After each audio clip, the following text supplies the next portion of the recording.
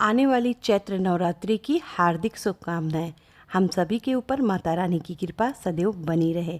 आज की वीडियो में मैं आपको चैत्र नवरात्रि पूजन के लिए हमें जिन जिन सामग्रियों की आवश्यकता होती है उन सभी की जानकारी इस वीडियो के माध्यम से शेयर करूंगी। वीडियो यदि पसंद आए तो वीडियो को लाइक करके मेरे चैनल को सब्सक्राइब कर दें और बेल आइकॉन के बटन को प्रेस कर दें ताकि आने वाली वीडियो का नोटिफिकेशन आपको प्राप्त हो जाए। 9 दिवसीय नवरात्रि पूजन के लिए हमें सबसे पहले ही पूजन की सामग्री एकत्र करके रख लेना चाहिए। इसे पूजा करने में आसानी तथा सुविधा रहती है। माता रानी को प्रसन्न करने का सबसे शुभ अवसर होता है नवरात्रि। इन्हीं दिनों में माता रानी की पूजा अर्चना वंदना भजन कीर्तन बहुत ही श्रद्धा और भक्ति भाव से करना चाहिए। इससे माता रानी प्रसन्न होती हैं और अपने भक्तों को शुभ आशीर्वाद प्रदान करती हैं। वैसे तो सब दिन माता रानी का है, परंतु कुछ विशेष दिनों में माँ की आराधना करके विशेष फल की प्राप्ति की जाती है। माँ की असीम अनुकंपा पाने के लिए नवरात्रि की स्थापना की गई है और इस वर्ष 2025 में चैत्र नवरात्रि का शुभारंभ 30 मार्च से हो रहा है। तो चलिए अब जान लेते हैं कि हमें चैत्र नवरात्रि की पूजन के लिए किन किन सामग्रियों की आवश्यकता होती है। तो सबसे पहले हमें एक पूजा की चौकी चाहिए होता है जिस पर हम अपनी नवरात्रि की पूजा संपन्न करते हैं। इसके बाद चौकी पर बिछाने के लिए लाल या पीला रंग का वस्त्र ले लेना है। इसके बाद हमें प्रथम पूज्य श्री गणेश जी की मूर्ति लेना है, क्योंकि किसी भी पूजा में गणेश जी की स्थापना करना अनिवार्य होता है।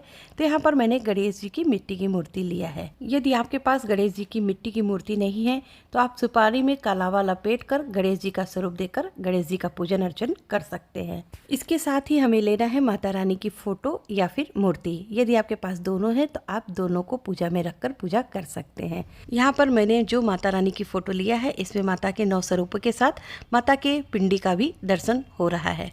नवरात्रि में दुर्गा सप्तशती की पुस्तक दुर्गा चालीसा पढ़ने का विधान है, तो आप ये सभी पुस्तक भी रख लें। धार्मिक पुस्तकों को जब हम पढ़ते हैं तो हम उन्हें स्टैंड पर रखकर पढ़ते हैं। यदि आपके पास ये स्टैंड है तो इसे भी रख लें।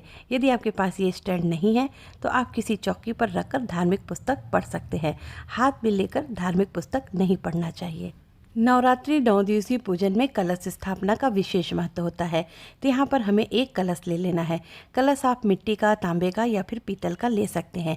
यहाँ पर मैंने तांबे का कलश लिया है और साथ ही में कलश में ढकने वाला ढक्कन भी लिया है।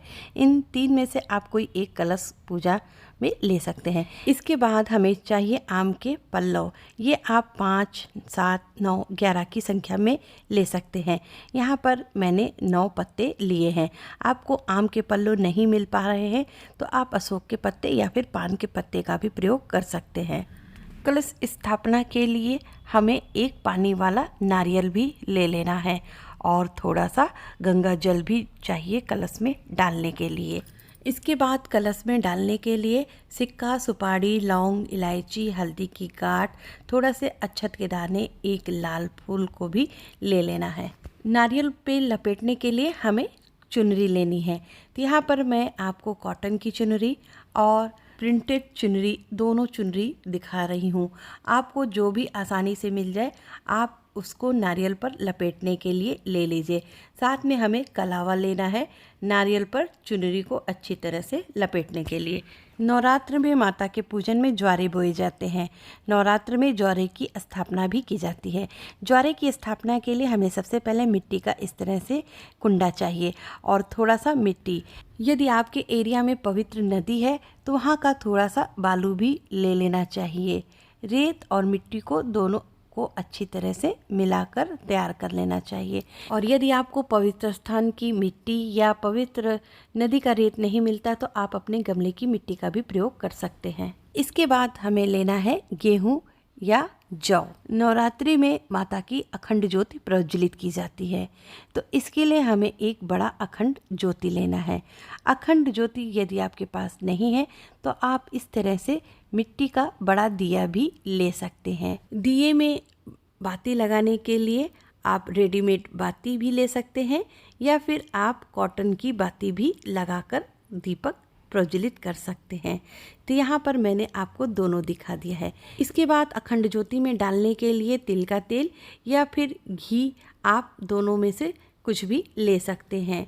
दीपक को प्रज्वलित करने के लिए हमें माचिस, धूप तथा आरती करने के लिए कपूर भी ले लेना है। ये सामग्री मैं आपको 9 दिन के हिसाब से दिखा रही हूँ। कुछ ही सामग्री आपको प्रतिदिन लेना चाहिए, जैसे जल, फूल, माला, भोग, ऋतुफल आदि। बाकी की सामग्री आपको इकट्ठा एक बार में ले लेना है। इसके अलावा पूजा में हमें कुछ छोटे दिए भी लेना है माता रानी की आरती करने के लिए। पूजा की बेसिक चीज़ों को रखने के लिए हमें एक थाली ले लेना है और ये है मेरी पूजा की थाली। अब हमें सबसे पहले लेना है भगवान गणेश जी को समर्पित करने के लिए जनेऊ। यहाँ पर मैं एक जनेऊ ले रही हूँ भगवान गणेश जी को समर्पित करने के लिए। वस्त्र समर्पित करने के लिए कलावा ले लिया है। इसके बाद हमें लेना है सिंदूर और कुमकुम माता रानी और गणेश जी को समर्पित करने के लिए। साबुत अक्षत ले लेना है। अक्षत हमें थोड़ा ज़्यादा लेना है अष्टदल कमल बनाने के लिए और पूजन करने के लिए। एक छोटी सी हमें इत्र भी ले लेना है। इसी के साथ यदि आप नवग्रह की स्थापना करते हैं तो आपको 9 की संख्या में सुपारी ले लेना है। इसके बाद हमें लौंग तथा इलायची चाहिए। लौंग इलायची आप 9 दिन के हिसाब से रखें। माता रानी को भोग लगाने के लिए थोड़ा बतासे भी चाहिए। बतासे के अलावा आप मिश्री भी रख सकते हैं। बतासे या फिर मिश्री आप 9 दिन के हिसाब से रखें। इसी के साथ आप ऋतुफल भी रख लें। जो भी आपको ऋतुफल मिल जाते हैं आप उसको रख लें। यहाँ पर मैंने माता रानी को चढ़ाने के लिए सेब, संतरा, अंगूर तथा अनार लिया है। आरती करने के लिए हमें एक घंटी भी रख लेना है। इसके बाद हमें लेना है फूल तथा माला। माता रानी को लाल रंग का गुड़हल का पुष्प अति प्रिय है, तो यहाँ पर मैंने लाल रंग का गुड़हल का फूल तथा माला लिया है। यदि आपको यह फूल मिल जाता है तो आप भी ये फूल माता को जरूर समर्पित करें। यदि नहीं मिलता तो आप गुलाब, गेंदा आदि कोई भी पुष्प ले सकते हैं। गणेश जी को समर्पित करने के लिए हमें थोड़ा सा दूर्वा भी लेना है और पान के कुछ पत्ते भी लेने हैं। इसके साथ ही माता रानी को 16 श्रृंगार का सामान भी अर्पित किया जाता है।